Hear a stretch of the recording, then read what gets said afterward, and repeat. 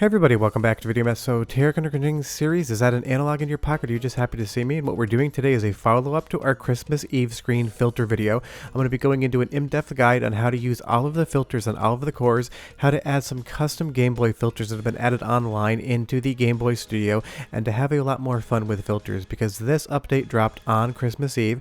I did a very quick video just showing you guys how to install it and how to start having fun over the holiday.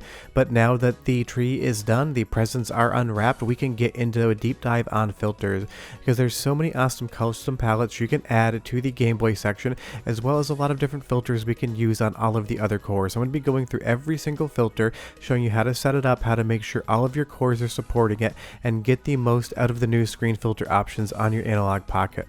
Because I will say, with this screen, these filters look absolutely spectacular on the actual Analogue Pocket, and they look just as good when you are docked capturing like I am right now. If you're wondering why the screen cadence looks a little bit weird, I shoot everything in 24 frames per second. Obviously that's not the frame rate of Wario right here, but let's get into this. The first thing you want to do is run Pocket Updater. If you don't have that, I'll leave a link to my install guide below, and as long as Pocket Updater is updated, this will be automatic. You're going to see an option number 7, enable all display modes. When this came out, not all display modes were enabled for all cores, so if you go ahead and select option 7, that was in real time, that's how long it took. It gave me an error message, but honestly it works totally fine, so if you see that, I wouldn't worry too much. Do what I just showed you right now and you will have all of the different filter options and all of the different cores. Because when this first came out, I tried to get screen filters on Game Boy Advance, it would not show up in the menu whatsoever. This will now update all of the cores so you can take advantage of all of the different screen filters across all of the different platforms. You'll see here as I go into core settings in the on-screen display menu and I go to display modes, I'm going to have Sony CRT Trinitron like we had before, where we're going to have all of these different display modes as well now that are endemic to both Game Boy and Game Boy Advance. You can play around with anything you want here. There's some options that are going to look good and some options that are going to look absolutely terrible, like grayscale LCD is not going to be where you want to be for Game Boy Advance. But that's the fun part about these filters, you can go down and pick whatever you want, like original Game Boy Advance LCD right here. You can put that kind of screen look on top of the Analogue Pocket image. You want to go to integer and go to integer plus to fill your screen, and now this is simulating what it would look like to play on an original Game Boy Advance screen, the horizontal version, not the Game Boy Advance SP, but we have filters for that as well in here. And that's the fun part about all of this. Once you run Pocket Updater and set it so that all of those filters are available in all cores, we're going to have a near infinite amount of options. If you want to go back to unfiltered completely, you're just going to pick normal. If you want to have the Game Boy Advance SP101, the clamshell design screen, you can go ahead and select that. Now you're going to see we get that same grid pattern across the screen, but we have a more vibrant, a little bit more in focus, and definitely brighter image here. A lot of screen filters are just going to be you experimenting around, playing with them, and deciding what you think looks good and what you think looks bad. But there's a lot of different filters across a lot of different cores, so stick with me here. It's going to be a little bit of a longer video, but there's stuff in every single section of it. If we move over to something like Sega Genesis and Streets of Rage 2, this is much improved since last week, because when I tried to actually get into the display options when the OS launched, it would just basically crash my Analogue Pocket. It would hard freeze, and obviously that's not what anybody was going for here. I'm not sure what the reasoning behind that was, but it has been fixed with Pocket Updater. You'll see here last time I went in when I tried to get capture for the Christmas Eve video, once I went to control settings and everything else, display mode here, I could no longer actually run the menu. Games running in the background, I had no controls. That has been 100% alleviated, and I did get a few comments and messages from people saying that their Genesis core was freezing as well. Now that's not the issue. We go into core settings, display modes, and we have all of the different options. Now be aware that they are in different spots. If we pick Sony CRT Trinitron, we have to go to the menu here, mode settings, and that's where we have all of the different options that we're going to be able to articulate. That's a little bit different than it was before. And now's where the playtime begins. You can select any option you want. I find myself liking fine aperture grill, and obviously I want integer plus so I can get that full screen image. This looks great on a pocket screen, it looks great via capture, it looks great in motion as well as when I am standing still. And that's the fun part about filters. Once you understand how they work and how to implement them on your Analogue Pocket, from there you just get to experiment to see what you like best. There is no one right answer I can give you to say put on the following settings, you're going to get the best experience. This is all subjective. If it looks good to you and you're enjoying it, then I am happy and you you should be too. But if you don't like what you see right now, you can play around with it, and that is the fun part. Just pause the game, we can pop back into the menu and play around with all the different things. We can go to medium aperture grill, you can go to scanlines only, you could do whatever you want. You can see the results in real time once you leave the menu if the game is on pause. You can basically play around to your heart's content, and I'm sure there's going to be more filters and more options added as Analogue Pocket goes on in 2024. Scanlines only is just going to have the scanlines across the image horizontally, and I think that also looks really good here in Streets of Rage 2. Some games are going to benefit from one filter, some games are going to benefit from a different one, and some games are going to benefit from a combination of settings that you decide in and of yourself. But that's where the fun really is. And again, you can play around with these when you're holding them in your hand as Analogue Pocket was intended. The screen filters definitely look good on this high quality screen as well. They don't come across on camera as well as I wish, just because the focus is so shallow here. I basically had to lock my hands down to make sure that this screen stayed in focus all the time. I would say some filters like scanlines are going to be better when you're docked. Now, fair warning here, I am cheating a tiny bit, but I'm cheating to make a point.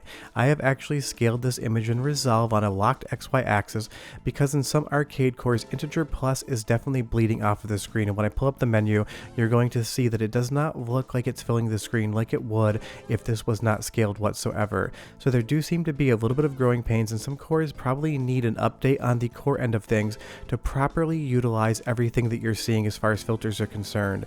Because if I don't end up fixing this in post, you're going to see that those bars down below, as well as some of the artwork at the top, are bleeding off of the screen. Now this is through the dock, it's going into my Elgato 4K capture card, everything is working as expected, and if I turn the filters off, the scale is perfect. And that's kind of a weird thing that I've noticed. So if you find that some images are going off the screen, if I pop into core settings, go into size, and go to integer, you're now going to see that everything is going to fit. This is what I was scaling in post so that I don't have black bars on the top and bottom. But if you do notice some things blend, that is why. Now moving back over to Game Boy, there's more than one way to deal with filters here. You're going to see that we have all of these different options: original DMG, Game Boy Pocket, Light, but if you want to play around with custom colors, you need to select Analog GB. Nothing else is going to work. Now, Super Game Bro here uploaded some new custom palettes that were from the Super Game Boy palettes that they're supposed to look like those. And you'll see here, he gives you directions on where to put those files, but I will go over that visually with you. I'll leave a link below, and you're going to see this drive.google.com link. This is where all of the different filters he have created have appeared. If you go up to custom palettes and you push down that little arrow button, you're going to get a download option. You don't need to download these all at once. If you just click here and hit download, it's going to bring them all down as a zip file, which is going to be a lot easier to deal with. Where we want to put these in is under assets. It's not going to go to Game Boy Studio, even though I'm going to put a game there so they can utilize it. Go to assets, go down to the GB folder, and you're going to see the common folder inside of that. One more folder through and you're going to find the palettes folder. This is where all of the custom palettes are going to go. So when you unzip the file that we just downloaded on Google Drive, go ahead and copy and paste those palettes as their individual files right in here. You'll see that we have all of the files that we have downloaded from that zip file. So we'll go ahead and copy them, and we'll just paste them directly into that palettes folder on our SD card. And I'm showing you the folder tree right here just to make sure you have one more look at it. Paste those in, and that's all you need to do to add these custom palettes onto your Pocket. We can pop back over to the Pocket in and of itself. Now we're going to play these games slightly differently. We're going to go into Tools. It's going to be on your main home screen. I'm sure you've seen it, but maybe you never delved in. And we're going to go to Game Boy Studio. That's where we're going to launch the games that are going to utilize these specific filters that Analogue added. You hit Play Creations, and you're going to see I have a patched ROM for a game that I own. We do need to pivot up some of these files. You're going to see here that there is a GitHub that has patches to allow these games to run under Game Boy Studio. And I'm going to be talking about Wario Land 3 here. That way you know what's going on. I will leave a link, if I remember, in the description below for all of these patches, and we're going to use this online patcher tool to get our game ready. You will put the game you want in the ROM file section. You will load in whatever IPS patch you downloaded for the Game Boy Studio portion of Analogue Pocket, and you'll hit Apply Patch. This will just put a copy of the file wherever you saved it on your desktop computer.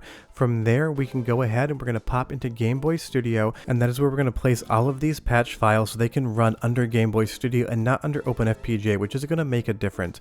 You'll see here that I'm just going to go ahead and paste that patch file, but it is going to end in the .gb file structure. This is looking for .pocket files, at least for the documentation of Analogue Pocket, so I'm just going to rename that to .pocket. It's going to ask me if I want to change it. I just hit yes, and as a backup, I just paste in that patch.gb file, so you know you're going to be good either way.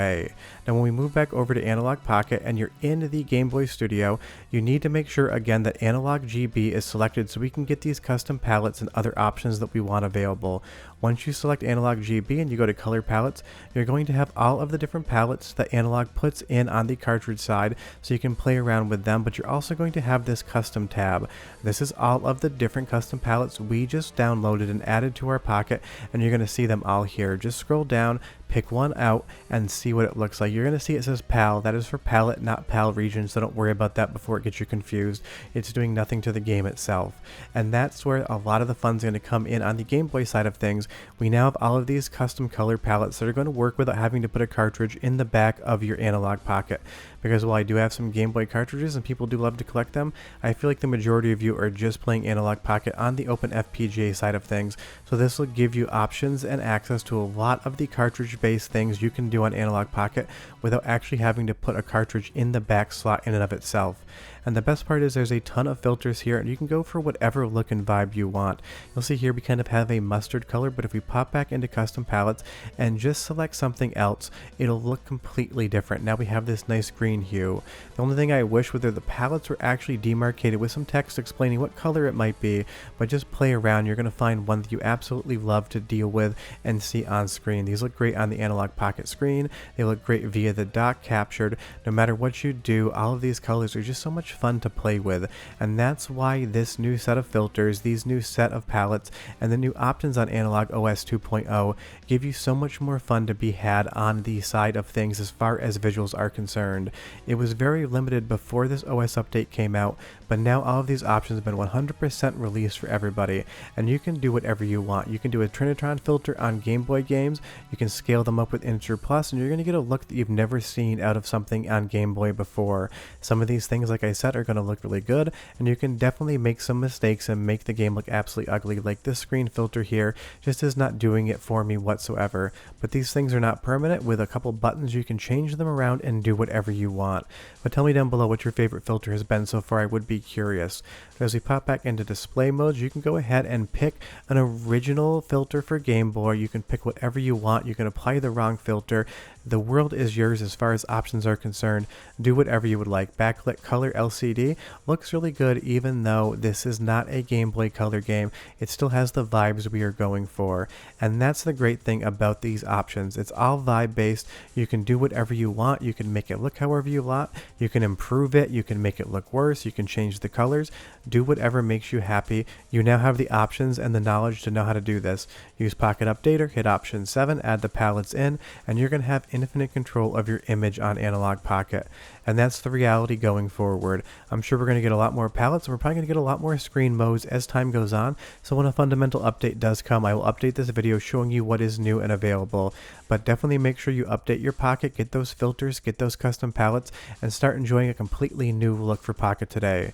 Short of that, if you have any questions, leave me a comment down below and I'll try to help you guys out. But tell me how much filters you've been using. I'm curious to know what your favorite one is. Short of that, I'll see you guys next time. Bye-bye.